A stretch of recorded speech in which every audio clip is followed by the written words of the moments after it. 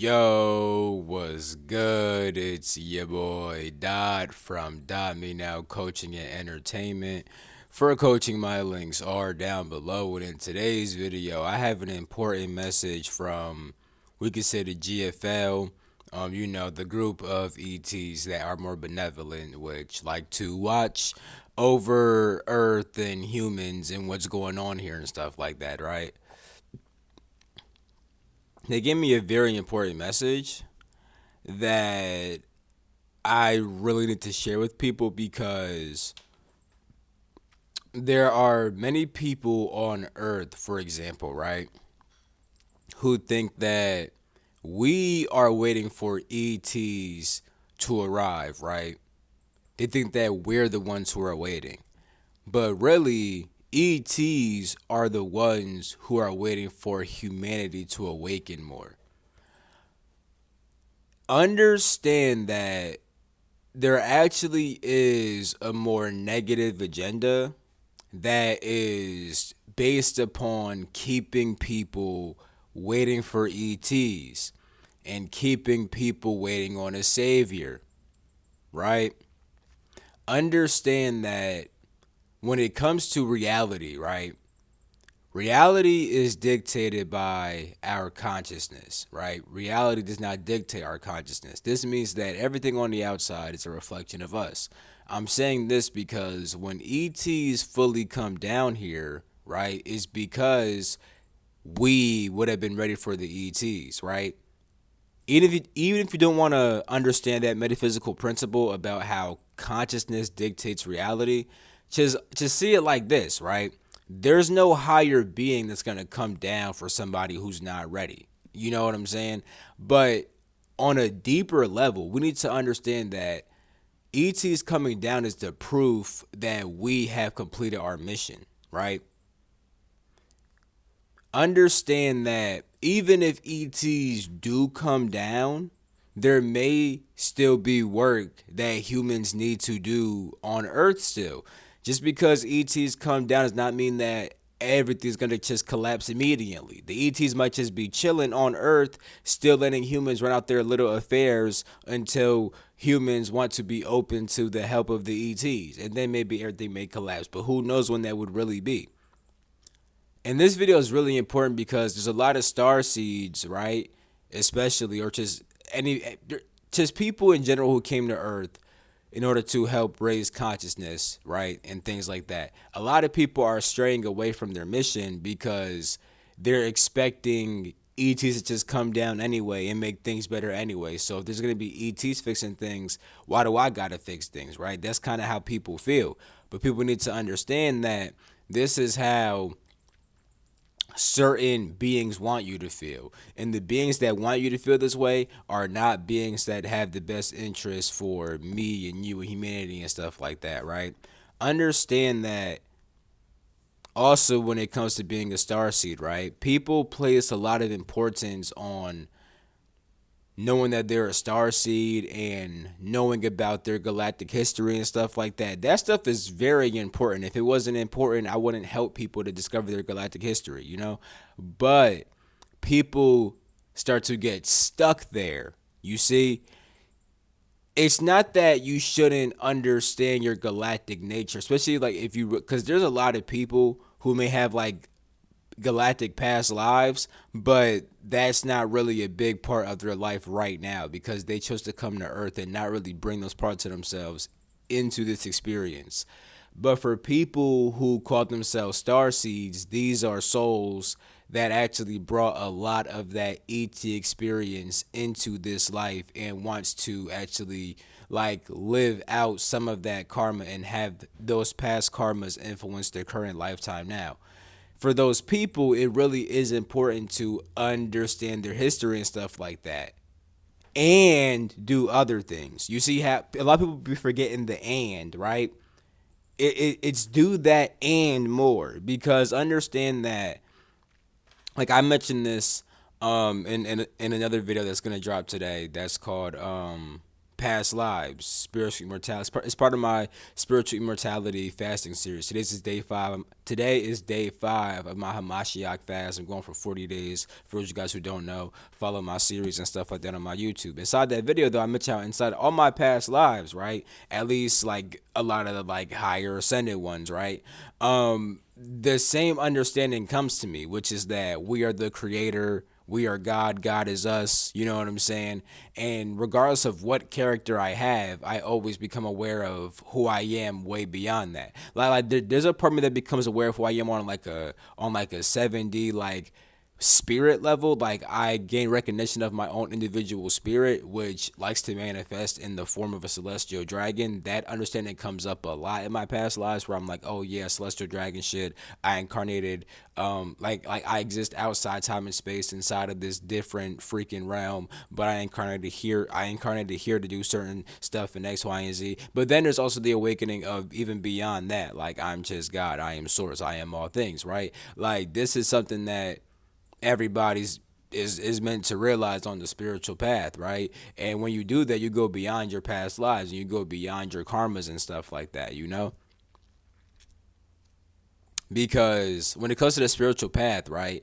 Like when it came to how spirituality was like when it came to like the true origins and practices of spirituality, one of the biggest goals was dissolving your karma, trying to dissolve karma as fast as possible, which meant that you would get past lives, but it means that you wouldn't be obsessed with past lives.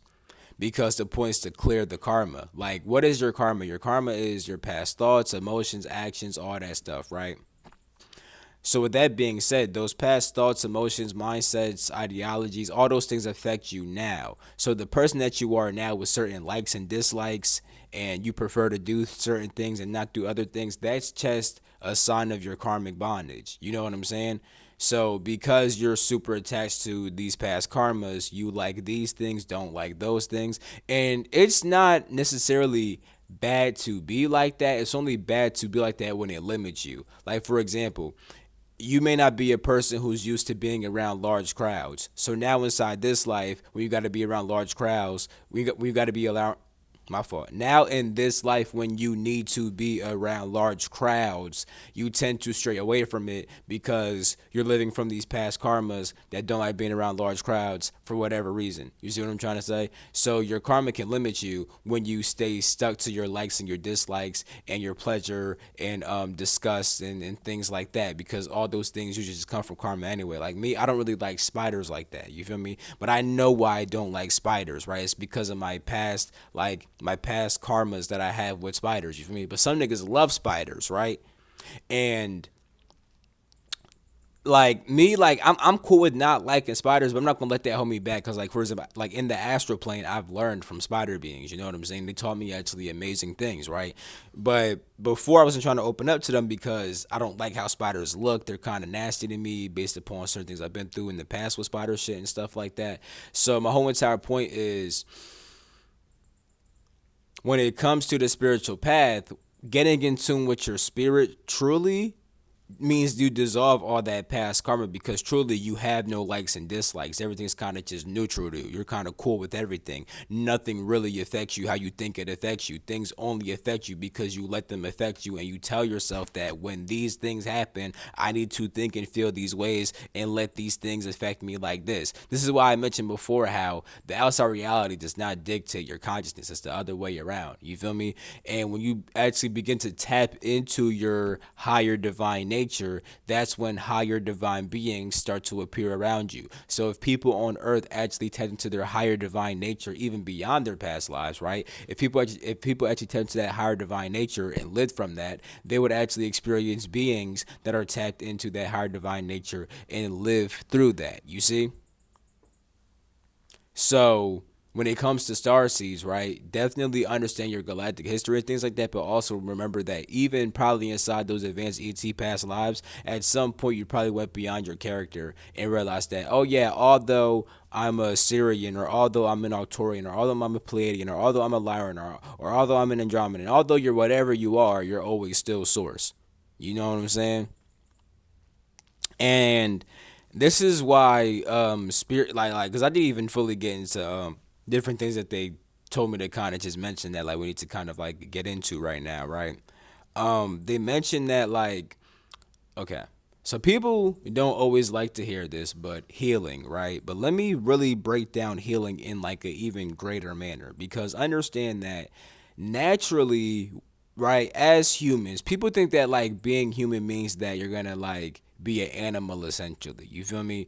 But like people like associate like it's normal to get sad, upset, angry, that's all human stuff. That's actually not. That's actually animal stuff, right? Humans, right, are simply just gods that are in forgetfulness. We are mortal gods that are in forgetfulness, right? And we are acting from an animalistic state because as a human we are part animal, but we're also part divine. We just kind of forgot that. You feel me? Now once you remember that, you could overcome your animalistic self and get in tune back with your God self. Now, as a human, right, the only thing that blocks you from being in tune with your God self is simply just traumas, right? Now, trauma doesn't always have to be like super duper intense and painful, but it is something that can greatly impact you. And something that greatly impacts us is forgetfulness and illusions, right? When you come into this vessel, you kind of have this shock where you have to literally move through like water that kind of holds your memory in order to kind of get inside this bitch. You feel me? Now some niggas are able to bring more parts of themselves through than others for different reasons, and there's all different kinds of stuff that goes into that. But my whole entire point is the fact that there's a forgetfulness that you experience, and that is seen as a trauma, which actually can be healed. You see what I'm saying? Through remembrance, right? But then also you come into a world that's based upon heavy illusion and you don't get properly taught how to perceive life and how to truly perceive yourself. You know what I'm saying? This is another trauma, traumatized through illusion. So it's not just like pain that traumatizes you, but there's various different things that traumatize you. And healing, right? Because a lot of people got the emotional shit they got to heal as it is. You feel me? So healing is really important because when the more that you heal, you start to heal all these different things that actually block you from being in tune with your true self. Like a lot of people want to be done with healing because they have healed to a point where they have become a person which they like. But there's still more healing to do. Want to know why? Because you still believe that you're a person. You may finally like the person that you are, but that could be a problem because you could start being attacked. You could start being attached to this person that you like. I've been there before, bro. There's been times where like growing up, I always wanted to be a certain kind of person. You feel me? Then I finally became that person and I got attached to that person. Then I realized that, damn, I'm not even this fucking person. I'm not a person at all. I'm way beyond all this shit. You see what I'm trying to say? So and when you get attached to the person that you like, that's where you start to develop the ego that becomes like, yeah, you got confidence, but you may become a bit cocky or a bit prideful and stuff like that, whatever it is, right? This is when you need to realize that even if you did heal to a point where you finally like yourself, you finally like the person that you are, you need to get to a point where you truly love yourself and love that which you are beyond the person and that which you are beyond the character. You know what I'm saying? Because at that point, you won't even give a fuck about the character in the sense of like, I like the character so much. It's like, now this is cool. Like, I fuck with the person that I am. But what I truly mess with is that which is beyond the person that I am. You see what I'm trying to say? So yeah, and understand that there's a lot of unfinished business on Earth that needs to be worried about before we worry about ETs coming down here and other beings coming down here. Cause like a lot of people think they're gonna come in 2027. I'm not saying that's not gonna happen. I'm just saying that it could be later. You know, like we're more likely to get more open disclosure about ETs before we actually have the ETs come down here. You feel what I'm trying to say? Like they may be on some stuff where it's like, oh, like Trump confirms that ETs are real, or some random person in China, like whatever it is, confirms that ETs are real, whatever it is, right? Who knows, right? No way, I'm not saying bank on Trump, by the way. You feel me? I don't really care. I'm not really into politics. I don't really care about that only because I try to live beyond politics. I understand that politics do affect this world, and that's why people who are into politics can stay into politics. Me personally, though, I live beyond that, and I'm not gonna let that stuff affect me because I've seen certain stuff, and it's just like I could see like how a lot of people get caught up inside that and let their emotions get the best of them, and they don't really realize that they could kind of just go beyond that and still create what they want for themselves, since what's ever happening out there doesn't have to truly affect them with inside here. And if they truly affect what's going on inside here, then they'll properly affect what's happening outside here in a way that benefits them, even when there's other bullshit happening over there, you see. But anyway, um yeah, there's a lot of unfinished business, right? That needs to be done before it's just like crazy disclosure.